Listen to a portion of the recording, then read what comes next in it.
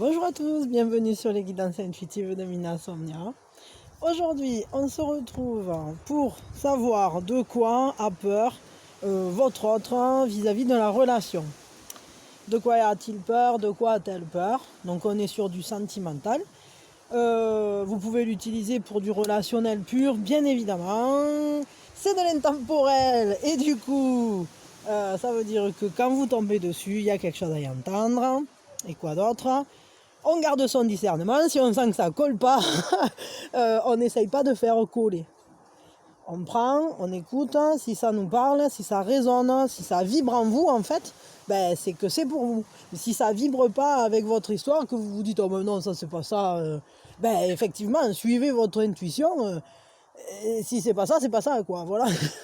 Ça c'est qu'il y aura une autre guidance très certainement qui vous parlera, ou que les messages viendront d'une autre manière, mais voilà, c'est important de conserver ce discernement, c'est vraiment indispensable.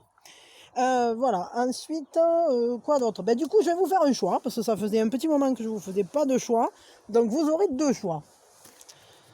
Le premier choix, ça sera, donc, hop, là voilà, avec le tarot des chats, ou bien le second choix, avec le tarot, il y en a trop, des dragons. Alors, hop, pam, pam, pam, pam, pam, pam, pam, pam. Le dragon, on va tirer. Voilà. Ouais, je suis à donf. Ça s'annonce joyeux. Alors donc, vous faites votre choix. Pour ceux qui choisissent le tarot des chats, je tourne pas la carte ni de l'un ni de l'autre, mais si vous choisissez le tarot des chats, vous pouvez rester là parce que je commence avec vous. Si vous choisissez le tarot des dragons, vous cliquez dans la description, téléportation instantanée, et vous retrouvez votre choix. Et on se retrouve tout de suite. Dis-vous. Alors pour l'instant, là je vous mets en arrière. Je vais vous mettre... comment je vais faire ça? Je vais faire ça. Ah ben du coup... ah, ça me fait des blagues, ben, c'est pas grave. Je vais faire ça comme ça, voilà. Donc je vous laisse en arrière et on verra... Enfin, j'ai pas vraiment vu, mais... Je sais pas, j'ai vu un dessin, mais après je sais pas quelle carte c'était. Mais vous, avec le poste, vous pouvez le savoir. C'est la feinte de l'ours. Alors du coup, je commence. Pour vous qui avez choisi le tarot des chats, de quoi cette personne a-t-elle peur vis-à-vis de la relation? Qu'est-ce qui lui fait peur vis-à-vis de la relation? Le 6 de feu. Le 6 de feu, le fait de ne pas savoir choisir ce qui est essentiel, faire le tri dans l'abondance, dans ce qui vient à nous. Il y a une crainte quand même, clairement, de ne pas savoir assumer le rôle du, du chat alpha, quoi. Du meneur, c'est-à-dire que cette personne, elle voit qu'il y a plein de choses très belles qui viennent à elle dans cette relation, et elle ne sait pas si elle les mérite. Elle a l'impression de ne pas mériter ce rôle de... l'importance que lui donne cette relation. Elle a peur de ne pas assumer. Elle a peur de ne pas être à la hauteur, en fait. De ne pas savoir...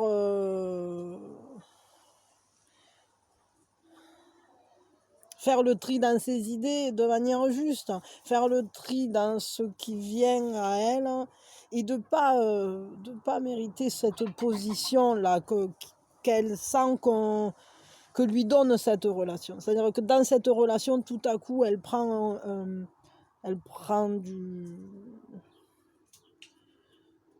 le rôle de quelqu'un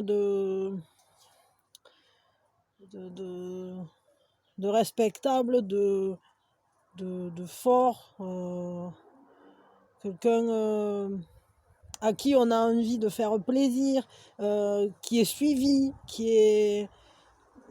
et au final, peut-être qu'elle pense pas forcément... elle a peur en fait de pas être à la hauteur de tout ça, quoi. Comme si c'était... C'est un peu le syndrome de l'imposteur, en fait, cette carte. De pas avoir... je dirais la flamme suffisante, pour assumer cette place, là, ce rôle qu'elle est en train de voir poindre dans cette relation. Elle ne sait pas si elle peut si elle en est capable, quoi. Elle n'est pas sûre de mériter, en fait, tout ça, ou du moins, je pense que c'est pas tout à fait maîtrisé, tout ça. Donc, ben là, la question, c'était pourquoi. Et ben là, ça vient. Alors, pourquoi 9 de denier, la tradition. Pourquoi Ah, attendez, 2 secondes. Pardon, je suis en train de faire du montage là-bas sur le PC, en même temps que je fais la guidance, et j'avais peur que la batterie me fasse un sale coup, que je suis obligée de tout recommencer. Donc, désolé. Du coup, je suis allée, mais c'était bon, hein, ça allait. Hein, tout va bien. On déstresse. Donc pourquoi elle a l'impression de ne pas être à la hauteur, cette personne? Parce qu'elle manque de confiance en elle, en fait. Parce que elle ne sait pas si elle est véritablement en accord, si elle est véritablement alignée, si elle est suffisamment alignée pour porter ça. Bon, je pense quand même que c'est quelqu'un qui a une certaine humilité et qui du coup s'inscrit justement dans une tradition où elle est méfiante, c'est-à-dire elle réfléchit toujours, est-ce que c'est de la connaissance ou est-ce que c'est un enfermement, est-ce que c'est un conditionnement, est-ce que ça va me piquer ou est-ce que c'est sécure? Enfin, je veux dire, voilà, je pense que c'est justement quelqu'un qui se pose beaucoup de questions, qui a tendance à marcher prudemment. Et je crois qu'elle se méfie aussi peut-être, alors là je sais pas, ça parlera peut-être pas à tout le monde, mais elle se méfie des liens autres que personnels, c'est-à-dire que j'ai l'impression que cette personne, elle a peur de peut-être que son rôle tienne à quelque chose qui n'est pas lié à elle-même. Un peu comme si on lui donnait ce rôle vis-à-vis d'un apport matériel ou d'un lien autre que un lien de personne à personne. Peut-être parce qu'elle a aidé, peut-être parce qu'elle a une histoire de matériel là-dedans, un peu comme si elle avait participé à quelque chose. Je sais pas moi, parce qu'elle a eu une certaine richesse ou une certaine position ou une certaine. Et au final, je crois que c'est quelqu'un qui s'en méfie beaucoup de ça et justement, elle a l'impression qu'en fait, ce qu'elle a fait là, c'était pas. Ça lui donne pas un rôle de leader, quoi. Genre, elle l'a fait parce qu'elle en avait. Genre, elle avait un morceau de pain, elle a partagé son bout de pain. Bon, ben, ça fait pas. C'est pas le bout de pain qui fait d'elle une bonne personne, quoi. Si vous la remerciez parce qu'elle a donné le bout de pain, en quelque sorte, elle se dit, mais moi je suis pas le bout de pain. Donc, que vous vous dites, oh qu'est-ce qu'il est bon ce pain, qu'est-ce qu'il est bon. Ben, elle se dit, ouais, mais moi en fait, je suis pas le bout de pain.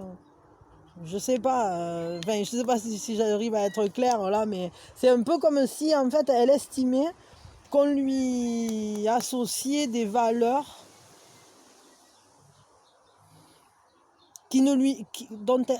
pour lesquelles elle a aucun mérite en réalité. Ça c'est sa manière de voir, c'est-à-dire que elle estime que c'était juste normal en fait de le partager ce bout de pain et que bon, s'il était bon, ben tant mieux, mais qu'en fait c'était pas si important et que du coup il n'y a aucune raison que tout à coup on la mette sur un piédestal d'avoir partagé son crouse-tête, quoi.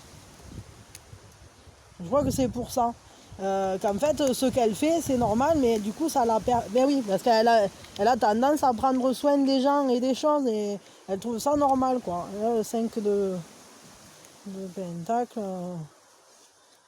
Ouais, ben parce que pour cette personne, en fait, c'est entièrement naturel d'agir comme ça, et c'est quelque chose pour lesquels elle estime qu'il n'y a pas de Il n'y a pas de gloire, entre guillemets, ou il n'y a pas de... Ouais, c'est quelque chose... Mais c'est un peu bizarre la manière dont elle voit les choses aussi, parce que cette carte, c'est le fait d'être exclu. C'est un peu comme si cette personne, elle estimait que quand elle fait des choses pour les gens, c'est juste normal en fait. Mais que ça lui permet pas d'être inclus malgré tout. C'est un peu sa manière en fait de faire partie de l'espèce humaine, entre guillemets. Et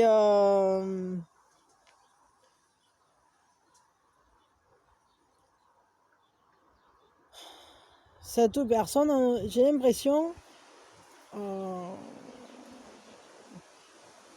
ouais, qu'en fait, c'est juste quelque chose qu'on lui a appris et elle trouve pas que ça soit... ça lui fait très peur, en fait, que peut-être on l'apprécie ou que dans cette relation, ce soit sa capacité à donner comme ça, à toujours s'occuper des gens qui ont besoin, en fait, à jamais laisser personne dans le besoin, je crois que cette personne, elle a un peu peur qu'on s'intéresse à elle par intérêt, en fait. Parce que à la fois, elle estime que c'est en quelque sorte pas une raison valable pour être mise sur un piédestal. Alors que bon, bien sûr que c'est important de donner, de partager, de faire des choses les uns pour les autres, etc. De prendre soin de ceux qui ont besoin. Mais c'est quand même honorable. Mais je crois qu'elle a peur. Elle a peur de se démarquer, en fait. De se retrouver différent. C'est-à-dire qu'elle veut être sur un pied d'égalité avec vous. Et elle veut pas elle veut, je crois que c'est vraiment ça. Elle a très très peur en fait que ça change les rôles dans la relation. Elle veut conserver l'équilibre. Elle veut que tout soit au même niveau, qu'on soit au même niveau. Et pas qu'il y en ait un qui aide parce que l'autre... Elle veut juste que l'aide fasse partie du quotidien, que ce soit une entraide naturelle. Et pas qu'on lui jette des fleurs, entre guillemets, ou qu'on la... Elle veut pas déséquilibrer la relation. Elle veut pas que la relation soit déséquilibrée. Je crois qu'elle a très peur, en fait, que la relation soit déséquilibrée.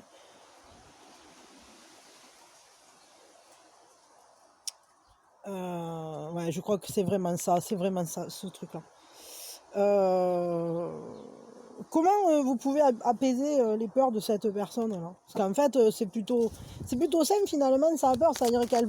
Même si c'est bon, c'est une peur, les peurs c'est jamais bon, hein, c'est de la daube, mais pardon, mais ça a l'air d'être une bonne personne, c'est-à-dire qu'elle veut pas elle veut surtout pas qu'il y en ait un qui se sente au-dessus ou au-dessous l'un ou l'autre, enfin voilà.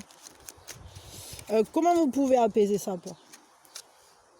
Enfin, vous l'aider à apaiser ses peurs. 6 d'épée et 5 de bâton.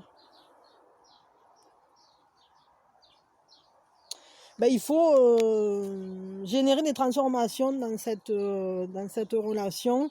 Il va falloir passer une étape. Passer une étape, il y a vraiment un besoin de poser des pensées, alors peut-être de partager des pensées, mais il va falloir laisser en arrière peut-être quelque chose, un fonctionnement, parce que... et poser les pensées, donc peut-être communiquer, pour créer cette passerelle avec qu'on pourra traverser pour recréer un lien différent.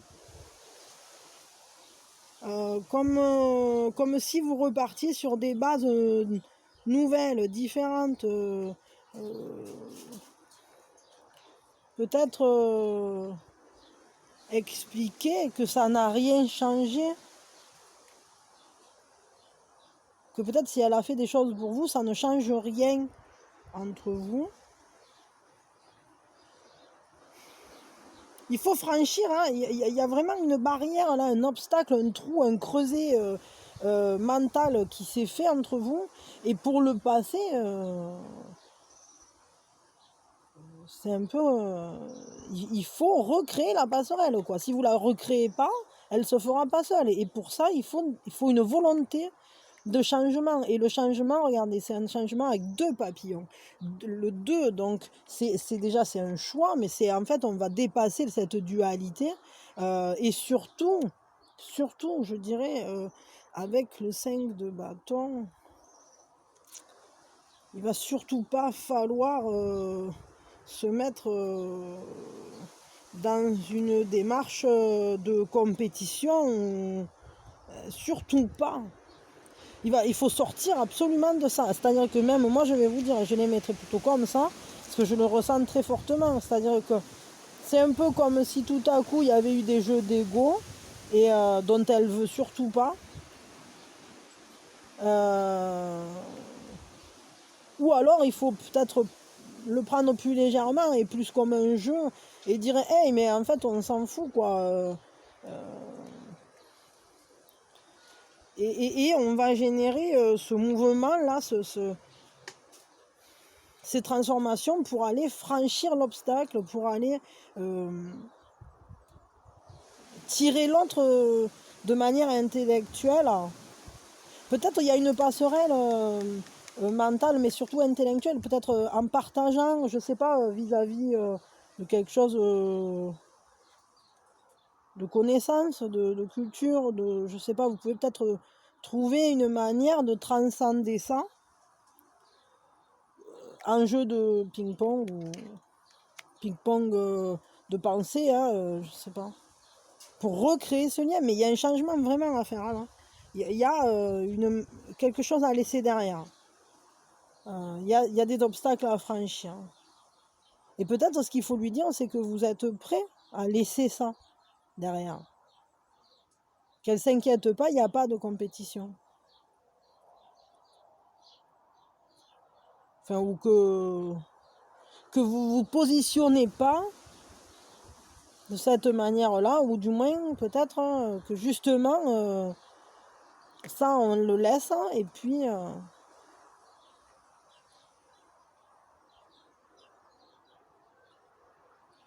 je sais pas, comme si vous franchissiez une barrière. En tout cas, ce qui est sûr, c'est que ça va être indispensable, parce que sinon cette personne, elle se sent pas, elle sent pas qu'elle mérite, qu'elle mériterait sa place auprès de vous, j'ai l'impression. C'est un peu comme si elle se dévalorisait complètement. Quel est le prochain pas que cette personne va faire vers vous? Quel est le prochain pas qu'elle va faire? Il va vraiment falloir quitter le mode compétition égo là.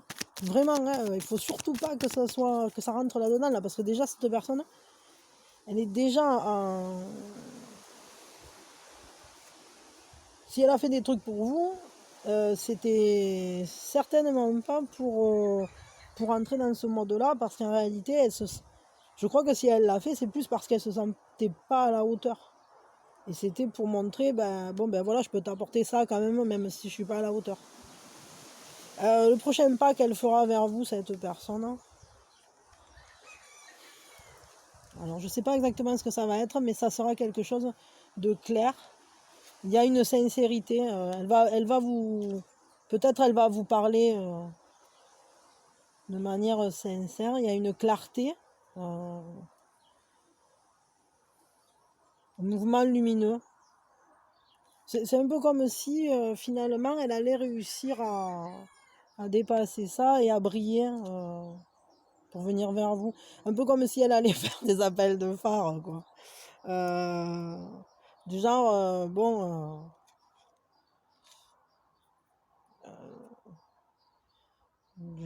en plus c'est important sur le chemin de croissance, quoi. Du genre, le prochain pas, ça va s'éclaircir quand même, hein, la situation, parce que avec un soleil, on peut pas rester, on n'est pas dans... On est plus dans quelque chose...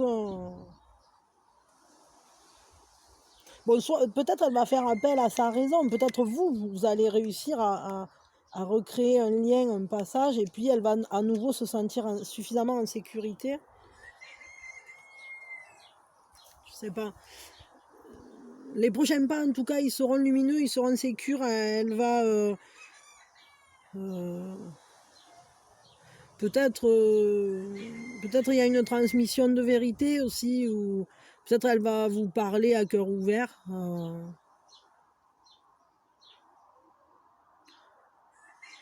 Je sais pas trop là. Je veux un complément sur ce soleil parce que oui, c'est quelque chose de beau, mais qu'est-ce que c'est comme action là? Je vais prendre celui-là là, pour voir. Ça fait un petit moment que je ne m'en suis pas servi, je sens qu'il m'appelle.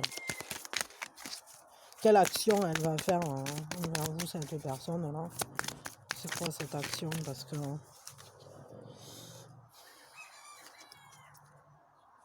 libération. Ah d'accord. Okay. Ouais, elle va se libérer, elle va marcher peut-être plus en confiance finalement vers vous. Peut-être elle va réussir à dépasser ses peurs, à se dire bon ben voilà, bon au final on s'en fout. Si vous lui filez un coup de pouce, que vous arrivez à montrer que ben non, vous n'êtes pas du tout dans ce trip-là, qu'il n'y a aucun risque que vous soyez dans une relation déséquilibrée, alors elle va réussir à marcher vers vous d'une manière beaucoup plus libre et tout à fait solaire. Parce que je pense que c'est quelqu'un qui est solaire, hein, qui est quelqu'un qui rayonne, qui est peut-être enthousiaste ou enjoué, peut-être qui est... En tout cas, c'est quelqu'un de fiable, ça je peux vous l'assurer, parce qu'avec le soleil, c'est quelqu'un de très très clair, je vais dire de propre, quoi. C'est quelqu'un qui réfléchit beaucoup aussi, hein, et peut-être elle va trouver des solutions, elle va marcher avec vous. Enfin, c'est un peu comme si la lumière se faisait. Je sais pas pourquoi, je pense que c'est lié à votre action à vous.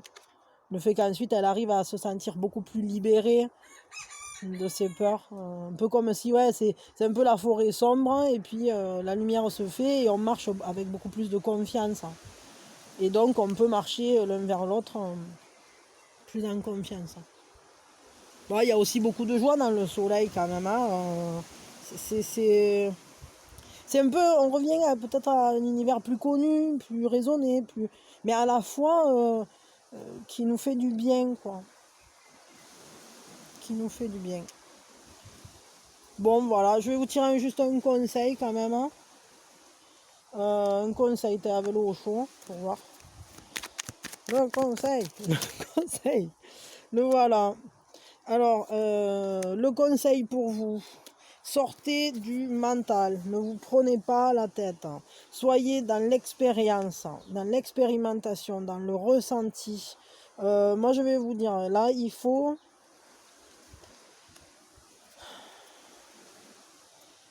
C'est clairement... il faut libérer votre mental de toute chaîne, de tout conditionnement, de tout ce qui vous ronge là. Laissez-le en arrière et aller vers l'expérimentation, aller vers ce 3 de feu, ne soyez pas dans une attente passive, quoi. Il faut être dans une attente active, il faut... comment je peux vous dire ça? Il faut oser aller à la rencontre de son émotionnel, de son expérimentation.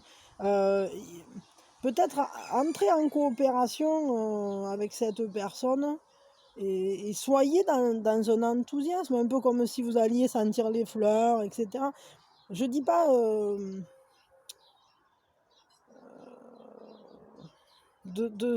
d'avoir un engagement déjà ferme et définitif, mais simplement laissez-vous avoir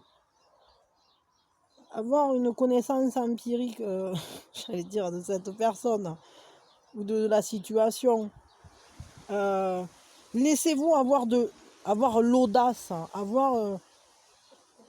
laissez-vous aller à la découverte.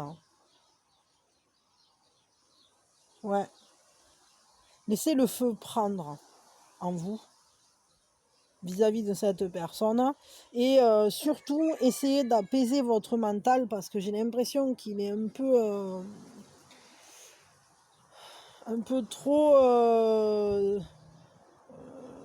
trop présent quoi. Euh,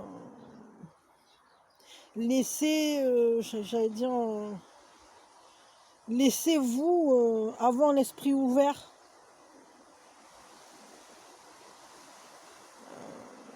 Ouais, laissez-vous autorisez-vous là, autorisez-vous en fait à aller sentir le parfum des fleurs quoi, avec cette personne.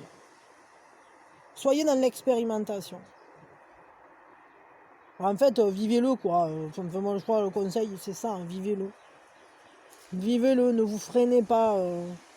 Je crois que cette personne, elle a ses propres problématiques, mais au final, si on regarde dans le concret, parce que dans sa tête, qu'il y ait tout ça, oui, effectivement, elle se prend le chou, elle a l'impression de ne pas mériter, ou de ne pas être à sa place, elle a peur de ne pas être... Bon, mais ça, je veux dire, c'est quelque chose, c'est assez classique quand même, c'est pas un truc... Bien souvent, quand on rencontre quelqu'un de chouette, on a l'impression que peut-être... je sais pas, ça peut arriver de penser qu'on est apprécié pour autre chose que pour soi-même, ou que bon, peut-être la relation est faussée, ou qu'on ne mérite pas cette relation, ou qu'on n'est pas prêt, ou que je sais pas quoi, ou qu'on ait peur quoi. Mais au final, là, dans le concret, les prochains pas, bah, c'est le fait que vous allez dépasser les petits conflits, vous allez savoir laisser en arrière certaines choses, et puis cette personne, elle marche quand même. Elle est quand même fiable cette personne.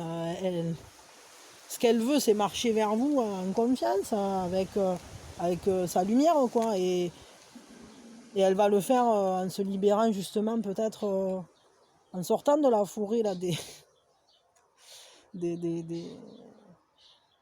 la forêt sombre, parce que la lumière s'y fait, et c'est sûrement grâce à vous. Et donc, ben, profitez, quoi. Profitez, en fait, c'est ça que ça veut dire. C'est ayez l'audace d'aller vers... d'y aller, en fait, dans cette relation. Je pense que l'autre, en fait, marche aussi d'une manière assez claire vers vous. Hein. Voilà. Bon, allez, je m'arrête là. Je vous fais plein de bisous. Je suis heureuse que vous ayez été avec moi. Je vous souhaite, je vous envoie plein de force pour cette relation. Parce que c'est une personne quand même qui a l'air un petit peu torturée. Enfin, torturée. Qui se prend le chou, quoi. Bon, après, c'est un classique. Hein. Je veux dire, toutes les relations, il y a personne qui fait ça finger in the noise, à mon avis. Hein. Enfin, du moins, en tout cas, j'en connais pas beaucoup, quoi. Et voilà, donc... peut-être mettez-la plus en confiance, cette personne, et ça devrait le faire. Voilà, bah écoutez, je vous remercie d'avoir été là, je vous envoie mes meilleures énergies, merci à ceux qui sont abonnés, merci à ceux qui le feront, merci à ceux qui like, qui partagent, qui font tout, voilà. Je vous aime, je vous envoie mes meilleures énergies et plein de gros bisous. Voilà. Allez, à nous maintenant. Donc, pour ceux qui ont choisi les dragons, on met les chats en arrière, d'ailleurs je vais les mettre là-bas, ça ne sert à rien qu'ils restent là.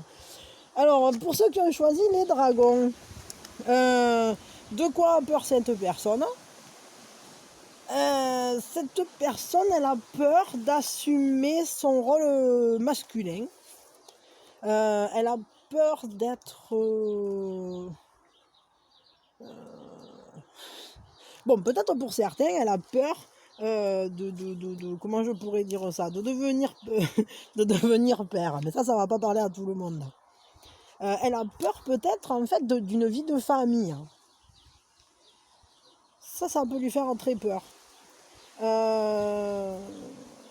a peur d'assumer un rôle fort du masculin, quoi. Elle a peur peut-être de l'engagement aussi. Parce que quand même, le 4, hein, c'est celui qui porte le rôle du père de famille, entre guillemets, celui qui administre avec sagesse, celui qui est fort, celui qui protège les autres, celui qui est l'autorité justifiée, quoi, qui est maître de lui, c'est un personnage très important au final, l'empereur, quoi.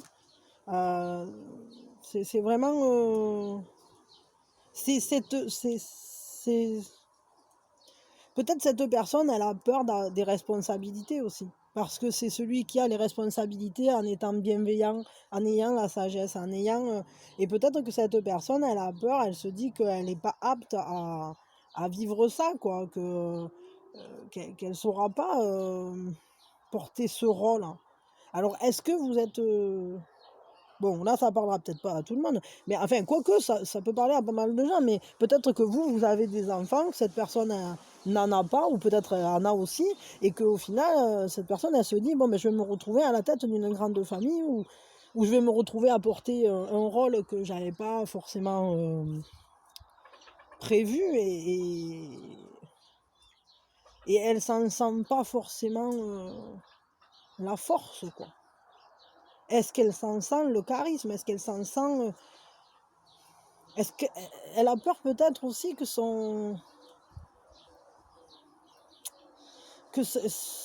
bref, j'allais dire que sa vie change dans le sens où son action libre, directe, euh, va devenir liée. C'est un peu comme si elle allait devenir responsable de plusieurs personnes, quoi.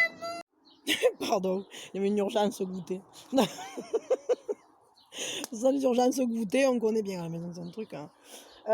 Ouais, il y a cette peur, je crois, de l'engagement, d'occuper sa place, au rôle au sein d'une famille ou d'une communauté parce que c'est pas forcément que familial, c'est pas forcément lié qu'à des enfants, mais c'est peut-être euh, qu'au travers de la relation, ça interroge sa place dans la famille. Peut-être que cette personne aussi, elle a déjà un rôle au sein d'une famille, peut-être elle est pilier, et finalement, au travers de votre relation ou en s'engageant auprès de vous, alors elle devrait réétudier ce rôle. Et peut-être que justement, elle perdrait cette place. Parce que ça peut être la peur d'y aller dans cette place, comme ça peut être la peur de la perdre. De perdre sa place là, comme ça.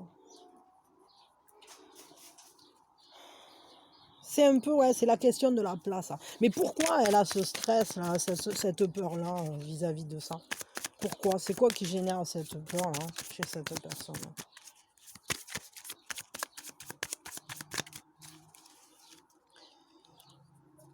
Peut-être que c'est quelqu'un déjà. Pourquoi? C'est le coup de foudre. Pourquoi? Ouais, parce que y a des choses qui... Moi, je crois que c'est quelqu'un, peut-être qui n'a jamais porté ce rôle, ou du moins qui ne l'a pas porté dans le couple. Parce que c'est un peu comme si c'était nouveau, comme si il mettait les doigts dans la prise électrique ou quoi. Et, et du coup,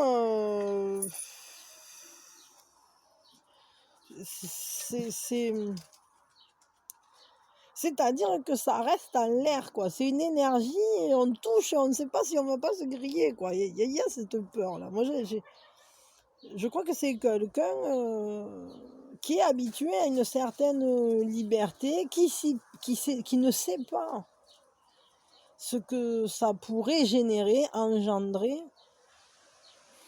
Je crois que c'est quelqu'un qui ne comment je peux dire ça, qui a peur justement, Ouais, il y a une certaine immaturité là-dedans, c'est-à-dire que cette personne, peut-être, elle joue ce rôle dans un autre domaine, mais elle n'est pas sûre de le faire aussi bien que ça, et c'est un peu expérimental tout ça, quoi. C'est-à-dire qu'elle est pas, elle est quand même volontaire, quoi. Elle le met le doigt dans le coup de foudre là, mais à la fois, je crois que ça ça l'électrise, quoi. C'est un peu comme un bain au pays des anguilles électriques, hein. Je crois qu'elle se sent pas forcément la maturité. C'est un peu expérimental. Je crois que tout simplement, elle ne sait pas si elle sera suffisamment mature, suffisamment posée. Euh, Peut-être qu'elle a peur aussi. Alors j'allais dire que ce coup de foudre, hein, que cette énergie-là qu'elle ressent, ce lien, cette connexion, euh, ne soit pas encore assez mature pour passer à cette étape-là, et qu'elle ne sait pas si elle y arrivera, en fait. C'est une peur comme une autre, hein, je veux dire, parce que c'est peut-être lié à l'engagement, tout ça. Dans le sens où est-ce que la relation durera assez? Est-ce que la relation aura suffisamment le temps de devenir solide, c'est-à-dire, ben voilà, on grandit jusqu'à ce qu'on devienne le roi de bâton, quoi, celui qui maîtrise, qui sait faire, qui est solide, efficace, etc. Et là, lui, il est que le page, quoi. Il est dans la découverte, il se sent pas efficace, hein. Il se sent pas efficace, peut-être il se sent pas les épaules, il sait pas s'il pourra, en fait, le faire, tout ça. Euh, il y a peut-être une crainte aussi de perdre en quelque sorte sa liberté, peut-être parce que quand on commence à s'engager quelque part, parce qu'avec le page, ça reste quand même, c'est un coup de foudre, c'est un emballement, il y a une âme sentimentale, il y a un côté où on veut aller, on veut se laisser porter par l'amour, mais quand on passe chez l'empereur, il est bien sûr dans l'amour, mais c'est beaucoup plus stable, quoi. C'est quelque chose qui est beaucoup plus engagé. C'est le chemin de. C'est c'est un chemin beaucoup plus. C'est un 4 quoi. C'est posé, hein. C'est pas. Ça flotte pas. Il y a de la maturité dedans, véritablement. On n'est plus le padawan qui court les champs, quoi. On devient l'empereur. Euh, c'est Maître Yoda, quoi. Bon, peut-être pas Maître Yoda, il faut pas abuser, mais. Qu'est-ce que j'allais demander, moi? Comment vous pouvez aider cette personne à apaiser sa peur? Ah, ben c'est rigolo. Alors là, elle fait que sortir celle-là, alors que je mélange, je brasse, et au final, elle fait que sortir.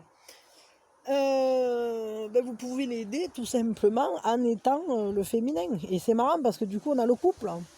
C'est-à-dire que si vous voulez l'aider à devenir l'empereur, il faut que vous deveniez l'impératrice. Et c'est vachement beau, en fait, parce que là, c'est comme un amour naissant, jeune, ou un peu frêle, ou qui sait pas où il va, on met les doigts dans la prise et on ne sait pas ce que ça va donner.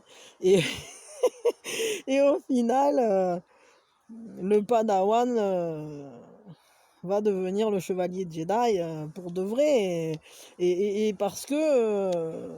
et ce qui peut aider, en fait, l'empereur, ben, c'est d'avoir une impératrice sur qui compter, qui soit là pour le soutenir, pour lui apporter sa sensibilité, mais aussi pour le rassurer, pour le porter dans ses projets, pour l'épauler, mais aussi pour le séduire, évidemment, parce qu'il y a quand même cette notion de sensualité qui est très forte avec notre impératrice.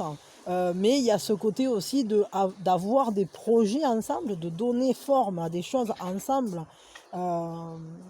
Là, on a vraiment un couple. On est sur un couple. Sur un couple solide, finalement. Parce que cette personne, sa peur, c'est ça, c'est de devenir l'empereur. Et ce qui va amener cette personne à devenir l'empereur, à dépasser ses peurs, c'est de rencontrer son impératrice. C'est vraiment un couple important, c'est un couple sacré, j'allais dire, c'est le féminin sacré et le masculin sacré qui se rejoignent, qui apprennent à devenir l'un et l'autre au travers de l'un et l'autre. Il y a un véritable échange, hein. C'est une très très belle histoire en fait. Vous êtes cette personne qui a la sensibilité suffisante pour faire d'un jeune,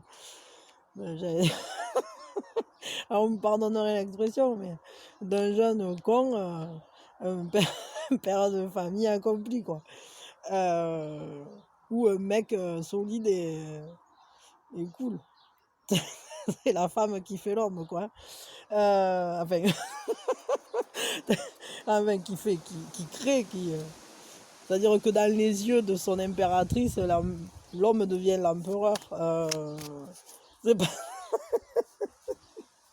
Parce que des fois, ça peut être interprété différemment, ce que je viens de dire. Bon, passons. Le prochain pas que va faire cette personne vers vous... Oh, bref, il me sort toujours des conneries, moi. Je fais pas attention, mais en fait, des fois, il y a des doubles sens à ce que je dis, et je le percute une fois que j'ai dit la bêtise. Du coup... Pardon. Donc, le prochain pas que va faire cette personne, elle va partir à l'aventure. Je crois qu'elle va tenter l'aventure. Elle va se lâcher et elle va se dire, bon bah, ok, en fait, mon chemin, il est par là, je le sais. Basta des peurs, on verra bien. Je saute dans le vortex et je les ai vus, les lumières qui brillent. Et je veux partir à l'aventure, je veux découvrir ce que ça va donner, cette histoire. Donc, je vais le faire. Je fais les pas qu'il faut. Je m'engage sur ce chemin-là et j'y vais et je verrai bien ce que ça donnera. Et c'est même très très joli ça. Bon, un conseil pour vous du coup. Bon là, franchement, vous avez un beau tirage. Hein. C'est très clair, c'est très propre, très léché. C'est posé.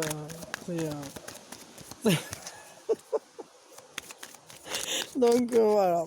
Le conseil pour vous. Qu'est-ce qu'on vous conseille? Oh, c'est bien.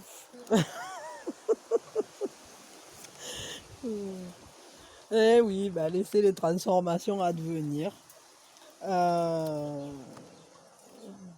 ouais, de ces dualités que vous avez l'un et l'autre, hein. De cette attirance aussi, de ce... Comment je peux vous dire ça? De ces deux, vous pouvez générer un 4 merveilleux, une stabilité faite de toute la beauté, de l'amour sacré, quoi. Vous avez tout en main et donc laissez les transformations. Quand il y a des transformations qui vont arriver, laissez-vous vous transformer. Acceptez de vous transformer, de devenir qui vous êtes en fait et qui vous étiez destiné à devenir pour le meilleur, quoi. Pour le meilleur, parce que le chiffre 22 c'est un chiffre important. Un nouveau cycle dans l'accomplissement qui va se générer et ouais, laissez advenir de nouvelles bases en fait. Mais prenez le temps de bien vous nourrir avant, de bien préparer votre chrysalide. Remarquez, peut-être vous y êtes dedans, mais ça va peut-être prendre un peu de temps, mais soyez dans cet élan de transformation, quitte à ce que ça soit un peu long. Cette transformation, elle est déjà peut-être en cours en vous, parce que je crois qu'au travers de la rencontre de ce jeune Padawan, vous devenez l'impératrice, hein, et vous allez engager les changements chez cette personne pour que cette personne devienne l'empereur. Mais c'est marrant parce qu'en fait, je crois que c'est cette immaturité, qui fait qu'en fait, vous devenez l'impératrice. Et c'est le fait que vous deveniez l'impératrice qui fait que l'autre devienne l'empereur. Alors, ouais, hein, Padawan, la force est à toi, donc on y va. Hein, on se laisse devenir papillon, là, tous les deux. Et vous allez nous faire un beau